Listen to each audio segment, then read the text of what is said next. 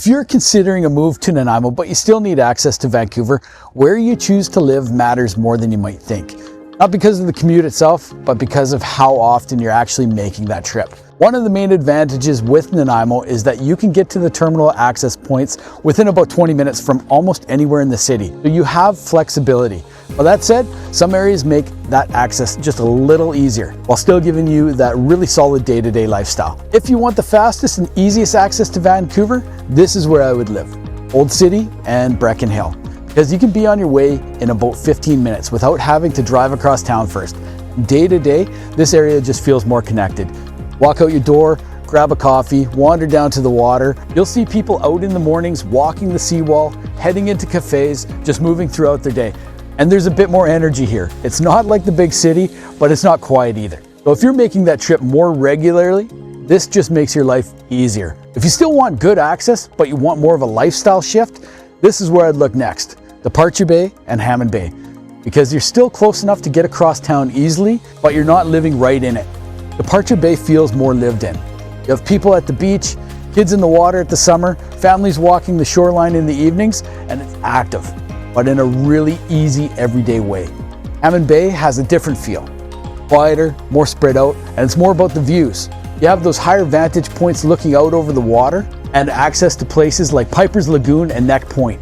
So if your trips are a bit less frequent, this is where you start choosing how you want to live, not just how you want to commute. Space starts to matter more, and you still want to stay relatively central, this is where I'd be looking. South Jingle Pot, because you get that separation. Larger properties, more quiet, and more room to spread out.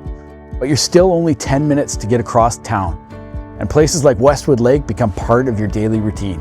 You'll see people out early, walking the loop, running the trails, families down to the beach in the summer as well. So you're trading a bit of convenience for a lot more space and a quieter day-to-day. And if you're trying to stay a bit more affordable, but still want a really strong family feel, this is where I'd look next.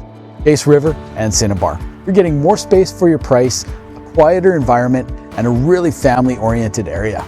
It's more tucked away, less through traffic, more residential, and a slower pace overall. You'll see kids out front riding their bikes, people walking dogs in the evenings, and most families have lived there for a long time. So if you're not making that trip all of the time, this is where people trade a bit of convenience for affordability and a more relaxed lifestyle. And if you want a better sense of how all of these areas actually compare, we've put together a full Nanaimo neighborhood guide. It's not flashy, but it's one of the most useful tools that we've built. It will give you a really clear idea of how each area feels and where you might actually fit. When it comes to where you should live in Nanaimo, it really comes down to one thing. How often are you actually making that trip to Vancouver? If it's multiple times a week, being close to downtown access is actually going to make a difference. If it's once or twice a month, you have a lot more flexibility to choose from based on your lifestyle. Because at the end of the day, you're not just choosing how you get off the island, you're choosing how you live while you're here. And if you're planning a move and want to talk it through, feel free to reach out. We are always happy to help.